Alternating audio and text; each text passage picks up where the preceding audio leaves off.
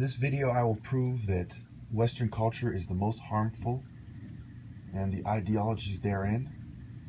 The central attack in Paris is nothing compared to the 500,000 plus people that psychiatry kills in Western country alone annually, and all the world wars and the colonialism and the exploitation, the rapes and the murders that are a result of Western culture directly.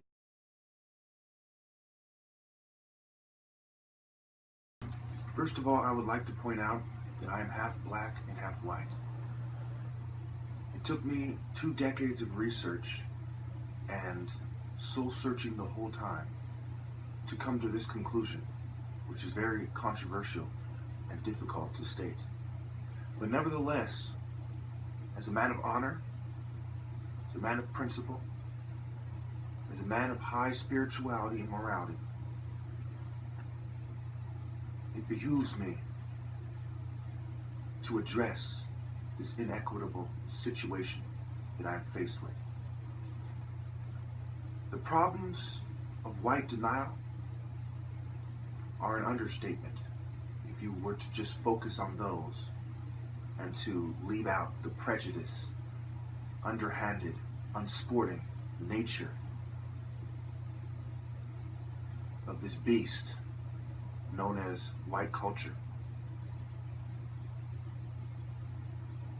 Their underhanded tactics are pervasive and they permeate all levels of society.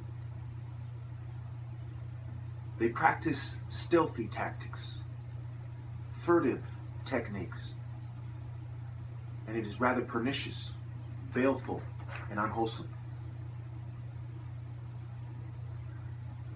This perfidious culture is quite contemptible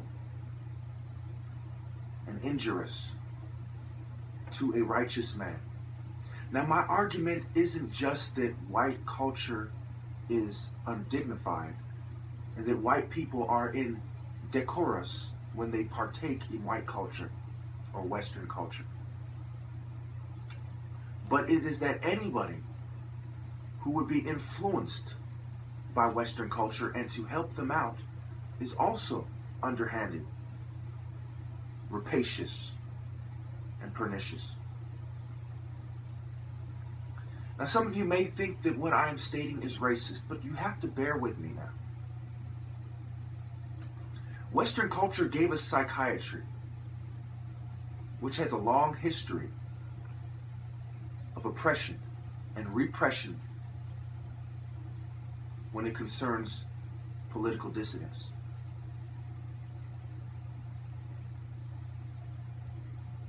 Drapetomania, Samuel Cartwright's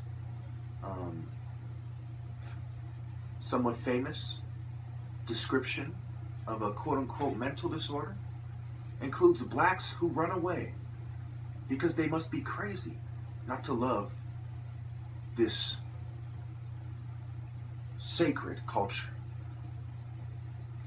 The culture that gave us slavery in its most brutal form, with whippings, rapings, and the Willie Lynch letters. A culture which coined the terms psychology, psychiatry, and eugenics. The culture which still applies them to this day. You see, it is European culture that is the most harmful ideology for society. Europe gave us World War I, World War II, the atrocities and genocides in the Congo and other places where Europeans, such as Leopold, would take hold. The biggest war in Africa. Well, I'm gonna have to take a break here. I'll continue.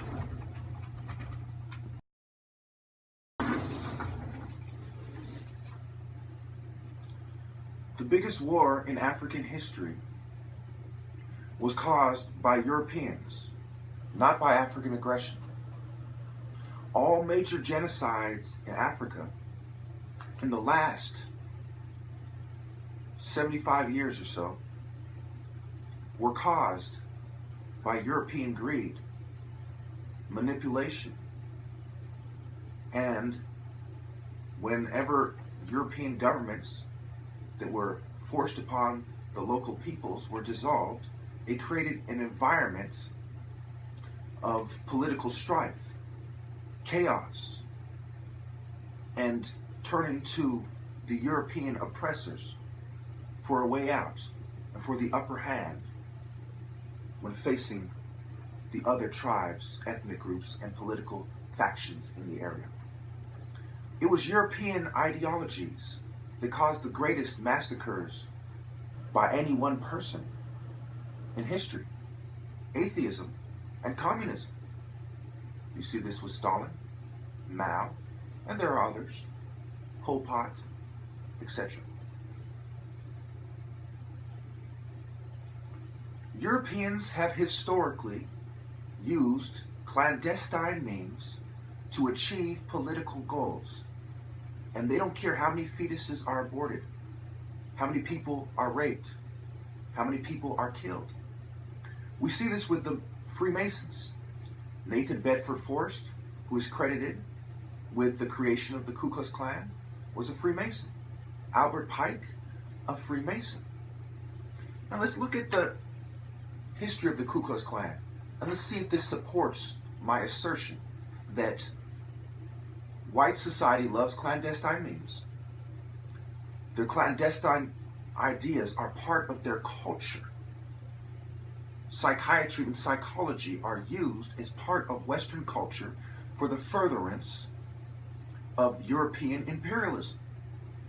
And white American imperialism we have seen since the late 1700s at least.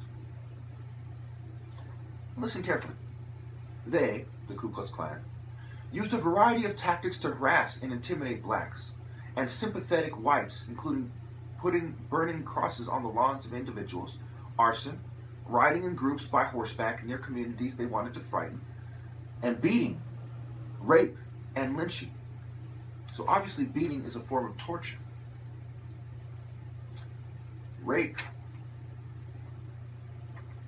is for personal gain, torture, and intimidation. Okay?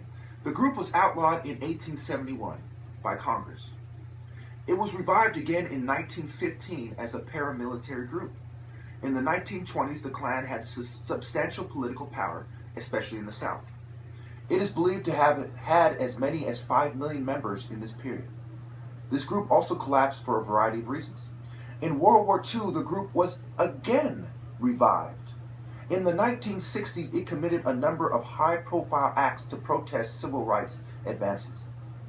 Local groups continue to hold meetings and rallies today.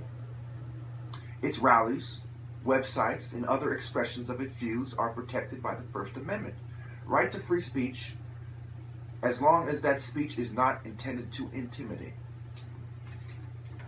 So, what we see now, in 2015, is that there are a variety of white hate groups that have infiltrated the highest levels of society. And I would argue perhaps they have always been there.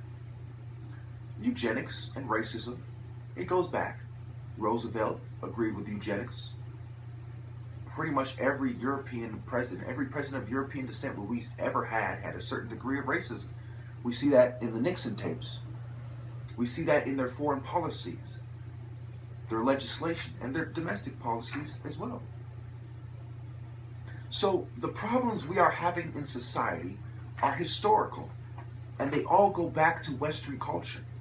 Why these people have the nerve to criticize urban black culture, Islam, African culture, and so on and so forth. The highest form of being a brute and a savage is institutional brutality, institutional savagery, and the promotion of the most deadly cultures by these institutions and their law enforcement agencies. We see countless examples of racist white people forcing their racist social norms on society. And we see gangs helping them. Biker gangs, organized crime, street gangs. In some cases, they are coerced into helping them. They are tricked into helping them. And in some cases, they are offered money and other incentives, such as the mafia, when the government offered to pay them a large amount of money to assassinate Fidel Castro, on record siding with a group that promotes Western culture, European culture. The mafia is Italian. Other mafias, Irish, Russian, Armenian, etc. People of European descent, or rather white people in some cases. So my argument is that Western culture should be eliminated, and it needs to be replaced with something that we all share in common. African culture in its pure form. Anything else is racist, historically incorrect, insensitive, deleterious, detrimental, degrading, and outright wrong, downright unfair. Shall we live in a society and spread the principles of this society, which is full of the most decadent culture, where one has to comport himself as a European, where one must follow the rules of the most oppressive people. And as the United Nations, the World Health Organization, the World Bank, and other similar institutions spread these principles of quote-unquote democracy, are they not instead spreading white social norms and using the ruling class to make sure that it happens? And the Masons who uphold the principles of white culture. Masonry is the acceptance of all cultures into a system of surreptitious white social norms. And then they spread out and spread these white social norms everywhere they touch down, just like the CIA does. The same tactics intended to frighten, coerce, abuse, torture, intimidate political dissidents that was used by the CIA, the Ku Klux Klan, are being deployed by the CIA and our government. We all know that the military continues to experiment. They experiment with weapons. They experiment with ships, tanks, sidearms, planes. And they also experiment with psychological warfare in violation of the Nuremberg. And 6 years after World War II, there was MK Ultra, which blatantly violated the Nuremberg Code. 44 universities and colleges that uphold white social norms historically, such as Stanford, where the president was a eugenicist on record at one point, at least,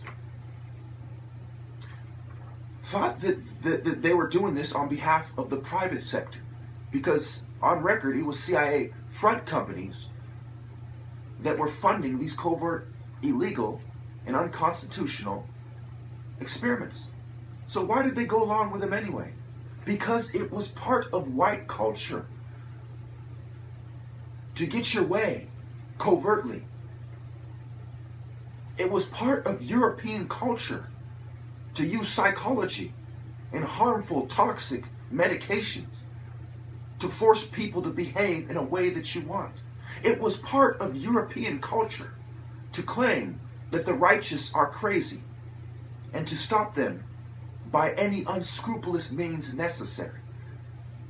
And the more dirty, the more conniving and underhanded it is, the better in the eyes of those who practice and partake in European culture frequently, if not their whole lives. European culture is the most detrimental culture. And I'm not talking about specific cultures per se. I'm talking about European culture in general. Divide and conquer, colonialism, neo-colonialism, exploitation, subversion.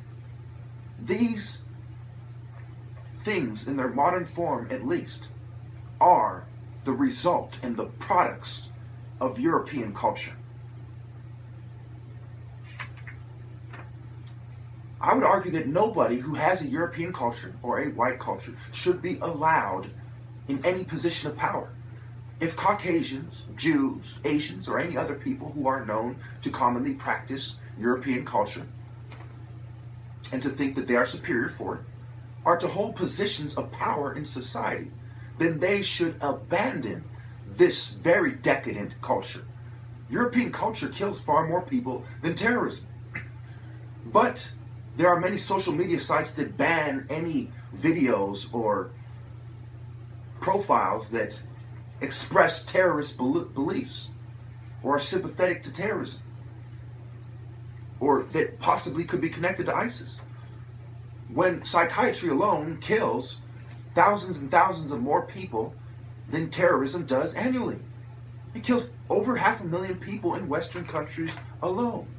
So why don't we ban the most harmful ideology, which is European, white, and is commonly found all over the globe?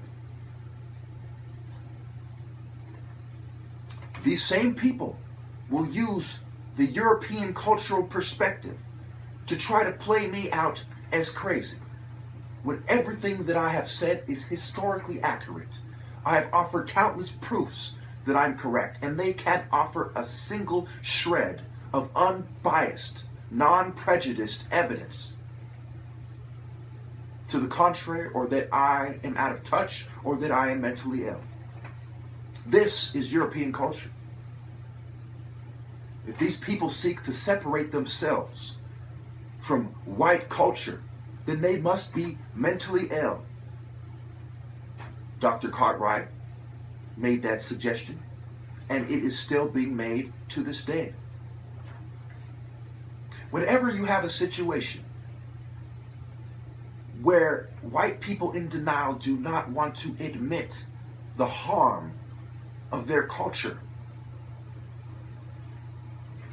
millions, if not billions, of people suffer.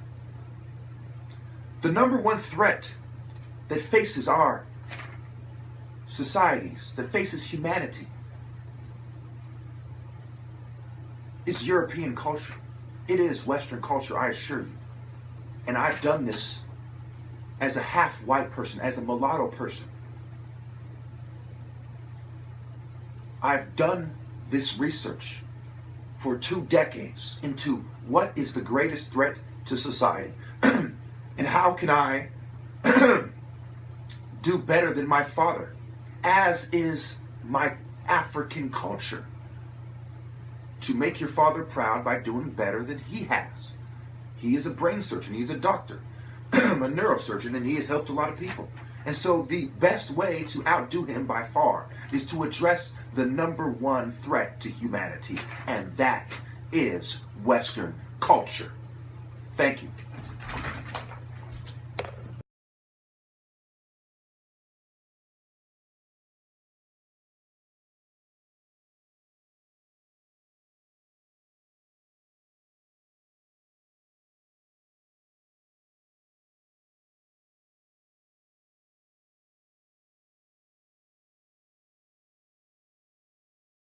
Spirituality and morality. It behooves me to address this inequitable situation that I am faced with. The problems of white denial are an understatement if you were to just focus on those and to leave out the prejudice, underhanded, unsporting things. And it is rather pernicious, baleful, and unwholesome. This perfidious culture is quite contemptible and injurious to a righteous man. Now, my argument isn't just that white culture is undignified and that white people are indecorous. In this video, I will prove that Western culture is the most harmful and the ideologies therein. The central attack in Paris is nothing compared to the 500,000 plus people that psychiatry kills in Western country alone annually, and all the world wars and the colonialism and the exploitation, the rapes and the murders that are a result of Western culture directly.